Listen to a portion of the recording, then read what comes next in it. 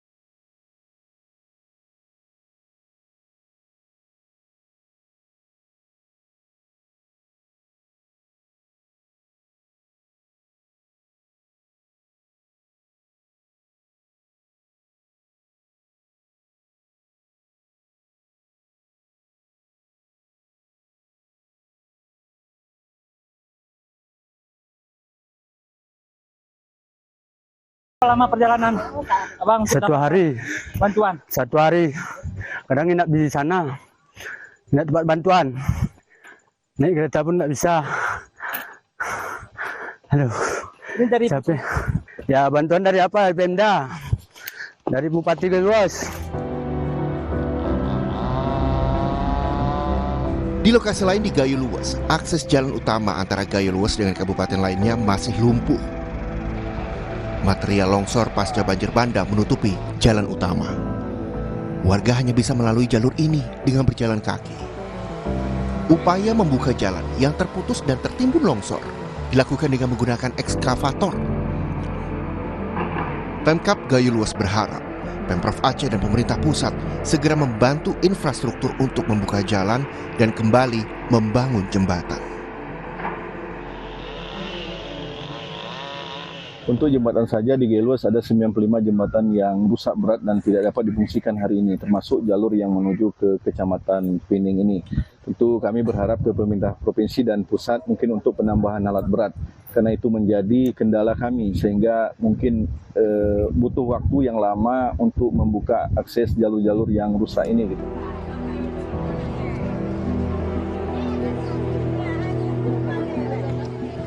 Sementara itu, warga terdampak banjir di Kabupaten Aceh Utara hingga kini masih bertahan di pengungsian.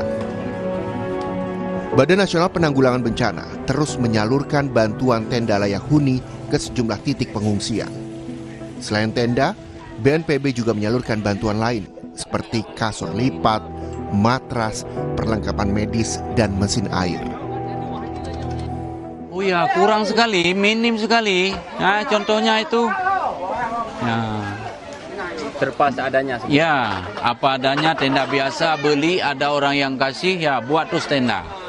Nah, kami harap kepada pemerintah, mudah-mudahan ya harus dikasih lagi lah, sekitar 100 lagi lah, gitulah, 100 tenda lagi, karena masih ada ujung sana. Ya, ujung sana itu ada 20 kakak, kemudian di sana lagi ada 80 kakak lagi. Nah, karena orang itu hancur rumahnya. Hingga saat ini, di Kabupaten Aceh Utara tercatat sebanyak 69.115 jiwa masih mengungsi dan bertahan di tenda-tenda darurat. Di desa ini, sekitar 100 rumah warga rusak berat dan tak dapat dihuni akibat banjir bandang yang menerjang akhir November lalu. Tim Liputan, Kompas TV, Aceh. Saudara, banjir dan longsor di Aceh, Sumatera Barat dan Sumatera Utara menggugah simpati dari masyarakat dari berbagai daerah lainnya. Relawan pun berdatangan dengan membawa bantuan logistik, bahkan hingga memberi layanan psikososial. Dengan berbagai upaya, para relawan menembus daerah-daerah yang terisolasi pasca banjir dan juga longsor melanda 3 provinsi di Pulau Sumatera. Salah satunya di Sumatera Utara. Melintasi gunung, lereng dan juga sungai berarus deras, relawan berusaha mendistribusikan logistik ke wilayah-wilayah yang sulit terjangkau. Belum tiba di lokasi tujuan, tapi ini nyangkut mobil. Morning.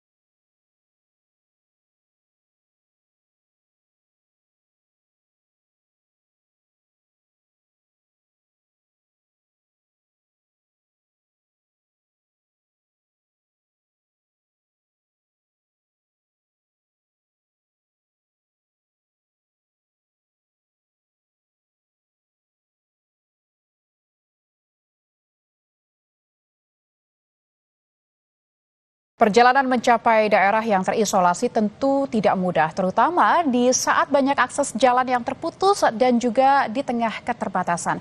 Bagaimana perjuangan para relawan bencana Sumatera? Kita akan berbincang dengan salah satu relawan yang juga influencer, yaitu ada Mbak Cynthia Tengen. Selamat siang Mbak Cynthia.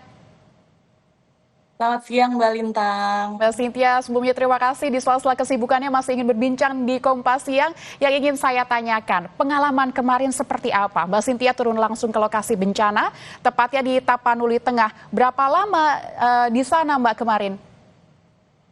Kemarin itu kalau saya pribadi kurang lebih semingguan di sana, cuma teman-teman tim saya sudah ada yang dari H+3 sampai H+7 bencana.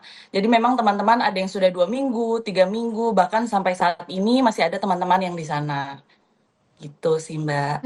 Mbak Cynthia kemarin ke salah satu tempat yang masih terisolasi yaitu di Tapanuli Tengah. Bisa diceritakan kepada kami bagaimana perjalanan yang menempuh wilayah terisolasi itu, aksesnya seperti apa yang harus dilalui? Benar, kalau kemarin pergerakan tim kami itu karena kami ini bukan hanya relawan dari satu tempat, tapi relawan gabungan, ada teman-teman dari Jawa Tengah, ada teman-teman dari Bandung, kemudian juga ada yang dari Jakarta, dari Bali, dari mana-mana. Nah, kita tuh di sana bagi tugas dan yang kami sisir sebenarnya tidak hanya dari wilayah Tapanuli Tengah saja, tapi dari perbatasan Tapanuli Utara ke tengah, kemudian Tapanuli Tengah sampai Tapanuli Tengah ke selatan. Jadi memang untuk jalur yang kemarin sempat saya lalui adalah kurang lebih di perbatasan Tapanuli Utara, Tengah, dan juga Tengah Selatan itu ada beberapa desa yang sangat terisolir, di mana aksesnya memang hanya bisa lewat udara, tidak bisa menggunakan mobil double cabin, tidak bisa menggunakan mobil 6x6, ataupun motor trail pun tidak bisa. Jadi hanya bisa lewat udara atau lewat jalan kaki, seperti yang tadi mungkin teman-teman sudah lihat di layar ya. Bahwa jalurnya memang harus masuk-masuk hutan, jadi kita potong jalur hutan, kemudian melintasi jurang bekas longsoran ini. Jadi emang itu satu-satunya jalur yang bisa dilewati oleh warga. Jadi kami ke sana untuk melakukan assessment dan juga pendataan bahwa apa saja kebutuhan masyarakat, baik dari alat berat, kemudian listrik, kemudian sinyal, dan kami juga akhirnya bersama-sama dengan warga mengikuti bagaimana proses mereka kalau mau mengambil logistik. Mereka harus trekking lintas gunung dan lembah dan jurang untuk bisa kemudian mengambil 1 kantong beras atau 2 kantong beras lah untuk laki-laki. Karena perjalanannya tidak mudah, jadi mereka juga tidak bisa bawa barang yang terlalu berat. Oke, tadi Mbak Cynthia menyebutkan sempat berjalan kaki dari satu titik ke titik lainnya. Bisa diceritakan itu butuh proses berapa lama itu Mbak untuk sampai ke satu titik dengan berjalan kaki? Kalau berjalan kakinya itu saya jalan dari pagi baru nyampe sore ya kebetulan. Jadi kurang lebih memang memakan waktu setengah hari. Sedangkan cuaca di sana masih sangat cepat berubah. Jadi memang kita kalau janjian dengan warga untuk mengambil logistik itu kami lakukan pagi supaya ada waktu yang bisa di-spare untuk jalan sampai siang. Takutnya kalau siang sudah hujan, bekas-bekas longsor itu masih ada longsoran tambahan. Jadi cukup berbahaya. Makanya harus ada efisiensi dan manajemen waktu juga dalam pengambilan logistik ataupun drop logistik di sini. Nggak bisa asal ada logistik, kemudian kita drop. Manajemen perjalanan itu juga harus dilakukan sih, Mbak. Karena perjalanannya cukup berbeda-beda ya, tergantung dengan kekuatan orang sendiri. Ada yang memakan waktu 3 jam, ada yang sampai 5 jam, tergantung dengan kekuatan tubuhnya dan juga beban yang dibawa. Baik, berarti memang butuh benar-benar perhitungan dan juga kondisi tubuh yang fit supaya bisa mengantar bantuan ini ke tepat sasaran kepada titik yang memang dituju. Mbak Cynthia, boleh diceritakan kemarin sempat tinggal di mana begitu pada saat melakukan perjalanan ini? Sebenarnya kalau di pas baru datang, kemudian untuk sehari-harinya biasanya saya tinggal di posko ataupun di base camp di mana tempat relawan-relawan berkumpul itu di Kota Pandan. Tapi ketika melakukan perjalanan ke daerah terisolir, ketika cuaca buruk tidak memungkinkan untuk kami kembali, maka kami akan menginap di rumah warga. Jadi memang ada rumah-rumah warga yang masih berdiri ataupun gereja-gereja, masjid, dan sekolah yang masih berdiri di mana itu menjadi tempat pengungsian warga. Kami menginap bersama dengan warga di situ. Mbak Cynthia, kemarin sepekan di sana Anda ikut menggalang bantuan untuk para korban dan ikut menyerahkan secara langsung. Bagaimana respon warga, dan di sana juga sempat tadi disebutkan ada bantuan psikososial. Prosesnya seperti apa, Mbak? Penerimaan mereka seperti apa pada saat itu? Surprisingly yang membuat saya sangat takjub adalah dalam keadaan yang sangat sulit dan juga dalam keadaan yang berkekurangan dari segalanya, ternyata masyarakat punya jiwa yang sangat bersyukur dan mereka luar biasa sangat, saya bilang sangat hebat sih, sangat resilient gitu.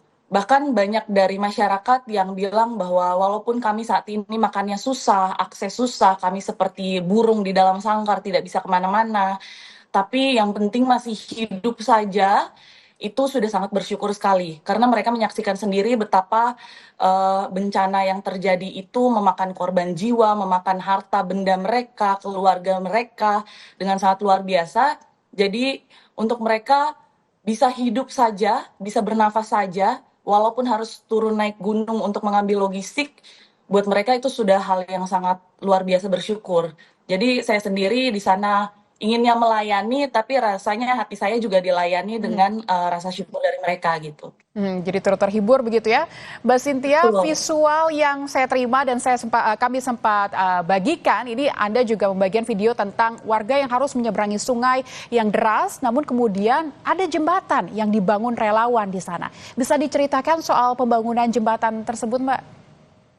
Baik, jembatan ini sudah selesai per hari ini, dibangun kurang lebih dalam waktu 2 minggu oleh teman-teman relawan campuran dari mana-mana, ada yang dari Bandung, kemudian juga ada yang dari Jawa Tengah, dari Jakarta, dan juga dibantu oleh warga lokal, karena ini satu-satunya akses untuk warga 3 desa untuk keluar dari desanya mereka. Sedangkan desanya juga sudah hancur, tetapi masih ada beberapa warga yang kembali ke desanya untuk mengambil hasil bumi seperti durian, rambutan, karena ini kan lagi musim panen.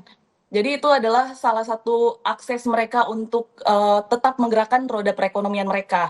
Ketika jembatan itu tidak dibangun, roda perekonomian mereka mati, kemudian juga akses mereka keluar jika terjadi longsoran susulan, ataupun hujan deras, ataupun banjir bandang yang tidak kita harapkan, amit-amit kalau misalkan sesuatu terjadi, mereka jadinya tidak bisa keluar kalau tidak ada jembatan itu. Mbak, itu bisa diceritakan. Tetapi dengan adanya jembatan dan juga kerjasama dari teman-teman, Baik. Bagaimana? Mbak Cynthia, kami juga menerima visual ada perayaan Natal di lokasi bencana. Tentunya di tengah keterbatasan, ada yang bisa Anda sampaikan mengenai perayaan Natal tersebut? Ya, jadi memang kami melihat banyak sekali dalam asesmen kami itu banyak sekali gereja-gereja maupun teman-teman umat Kristen yang kemudian membatalkan acara Natalnya karena gerejanya rusak, kemudian masyarakatnya sedang bersedih, rumahnya hancur, bahkan gereja-gereja tersebut juga digunakan sebagai tempat pengungsian. Namun dari situ kami berpikir bahwa daripada membiarkan saudara-saudara kita ini berlarut-larut dalam kesedihannya, baiknya apa yang bisa kita lakukan, kita mengadakan acara Natal anak di gereja-gereja beberapa titik yang memang juga menjadi titik pengungsian. Jadi sebenarnya yang acara di situ tuh bukan hanya anak-anak Kristen saja, tapi dari berbagai agama juga. Ada yang dari Muslim, bahkan ini dari panitianya, Santa Claus-nya sendiri adalah teman-teman yang memang relawan dari berbagai agama juga. Baik, semoga upaya para relawan ini juga menjadi sedikit penghiburan buat saudara-saudara kita di tempat bencana. Terima kasih Mbak Cynthia Tengens, influencer sekaligus salah satu relawan yang kemarin sudah datang ke Tapanuli Tengah. Terima kasih Mbak Cynthia, sehat selalu. Terima kasih Mbak. Saudara Kompas yang masih akan segera kembali usai jeda dengan informasi. Bagi Anda yang masih mencari inspirasi hidangan Natal di tahun 2025, kami akan mengajak Anda menikmati set menu Natal yang jadi tradisi untuk dinikmati bersama keluarga tercinta. Salah satunya creamy pumpkin soup yang hangat dan menu utama berupa classic chicken steak.